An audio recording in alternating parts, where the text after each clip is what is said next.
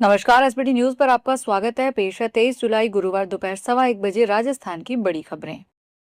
प्रधानमंत्री नरेंद्र मोदी ने paper leak के मामलों को लेकर बड़ा ऐलान किया है। उन्होंने कहा कि पेपर लीक में शामिल दोषियों को जल्द और कड़ी सजा दिलाने के लिए फास्ट ट्रैक कोर्ट बनाए जाएंगे।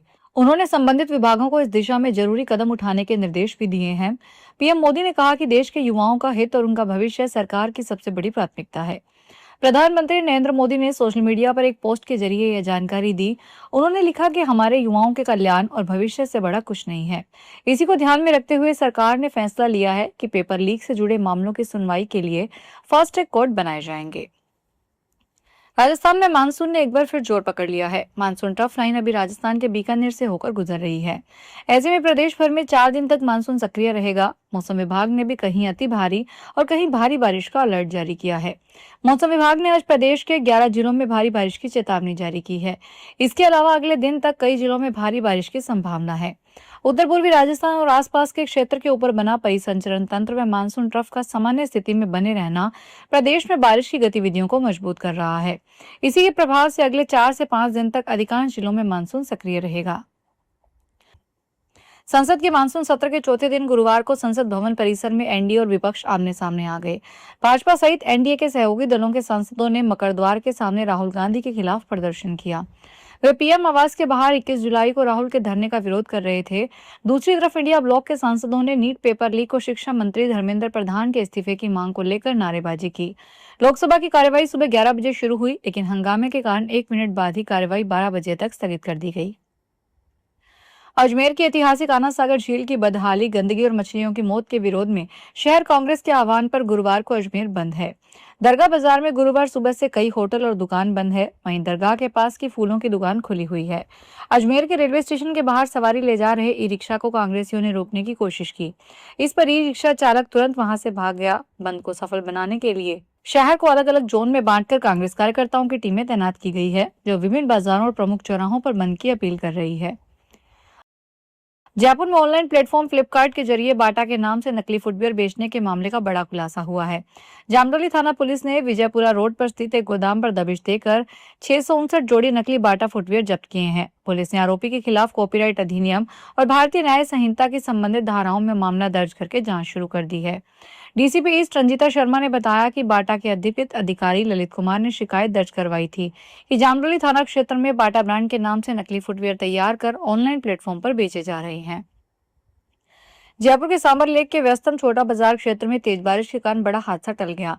पुराने अहाते की दीवार अचानक ढह गई, जिसकी चपेट से पास खड़ी कार आ गई। कार क्षतिग्रस्त हो गई, लेकिन घटना के समय आसपास कोई व्यक्ति मौजूद नहीं होने से कोई जनहानि नहीं हुई।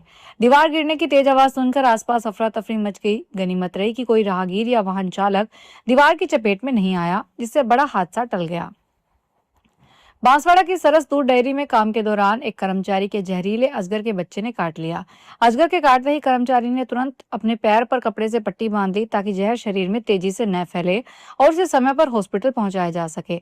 घटना के बाद साथी कर्मचारियों ने अजगर को पकड़कर बाल्टी में बंद कर दिया। इसके बाद घायल कर्मचारियों के साथ सांप को भी एमजी हॉस्पिटल ले गए ताकि डॉक्टर उसकी पहचान कर सही इलाज कर सके। राजस्थान राज्य पात्रता परीक्षा यानी एससीटी 2026 की तैयारी कर रहे अभ्यर्थियों के लिए राहत की खबर है। विश्वविद्यालय अनुदान आयोग और कोटा विश्वविद्यालय ने ऑनलाइन आवेदन की अंतिम तिथि बढ़ाकर अब 31 जुलाई 2026 कर दी है। इसके साथ ही 27 जुलाई से 2 अगस्त तक आवेदन पत्र में संशोधन के लिए करेक्शन विंडो भी खोली जाएगी। कुलगुरु प्रोफेसर बीपी सारस्वत ने बताया कि किसी भी पात्र अभ्यर्थी को आवेदन से वंचित न रहना पड़े, इसी उद्देश्य से अंतिम तिथि बढ़ाई गई है। बारां के शेरगढ़ वन्यजीव अभयारण्य में जैव विविधता और पेड़ पौधों की संख्या बढ़ाने के लिए वन विभाग ने एक अनोखा प्रयोग शुरू किया है।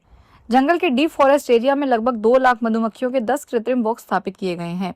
इस नवाचार का मुख्य उद्देश्य जंगल में प्राकृतिक परागकण को बढ़ावा देना है। वन विभाग ने टेंडर प्रक्रिया के माध्यम से मधुमक्खियां खरीद कर ये 10 बॉक्स लगाए हैं।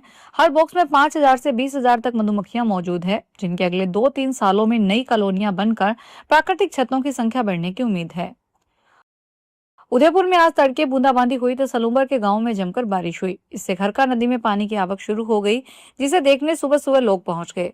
उदयपुर और सलूम्बर जिले में आज भी मौसम विभाग ने भारी बारिश का ऑरेंज अलर्ट जारी किया है। सलूबर जिला बाढ़ नियंत्रण कक्ष के अनुसार जिले के लसाड़िया में बीते 24 घंटों में 235 मिलीमीटर यानी करीब 9.5 इंच बारिश हुई, जिससे झालरा में 88, सेमारी में 51, सलूबर में 50 मिलीमीटर बारिश हुई।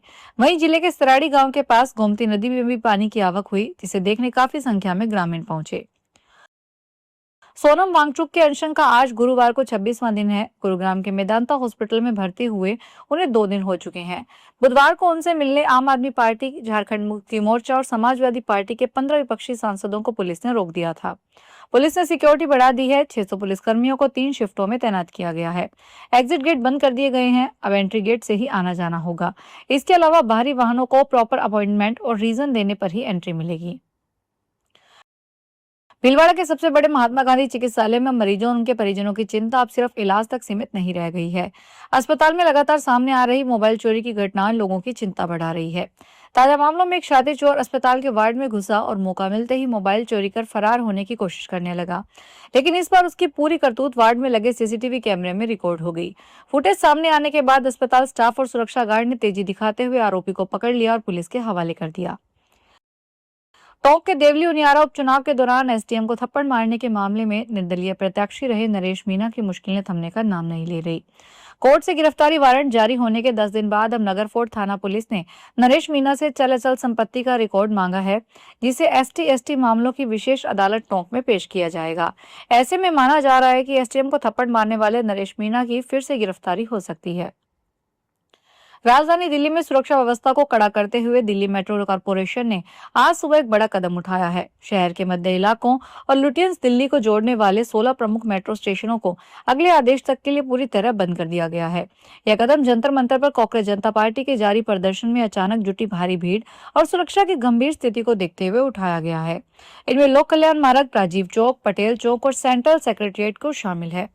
हालांकि दिल्ली मेट्रो रेल कॉरपोरेशन ने सोशल मीडिया पर साफ किया है कि राजीव चौक, मंडी हाउस और सेंट्रल सेक्रेटेरिएट पर इंटरचेंज की सुविधा चालू रहेगी। भारी बारिश, अचानक आई बाढ़ और बादल फटने की घटनाओं के कारण अमरनाथ, माता वैष्णो देवी, शिव खोड़ी और मचैल मात्रा यात्राएं लगातार चौथे दिन भी बंद रही।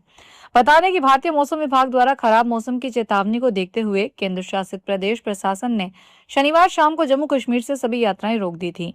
अधिकारियों ने बताया कि जम्मू से बालटाल और रंदीवान पहलगाम के दोनों बेस कैंप तक होने वाली यात्रा भी लगातार चौथे दिन भी बंद रही। यहाँ भगवती नगर यात्री निवास और पास के आसाराम बापू आश्रम में लगभग 6000 तीर्थयात्री मौजूद हैं। फिलहाल इस बुलेटिन में इतना ही। फिर हाजिर होंगे बड़ी खबरों के साथ।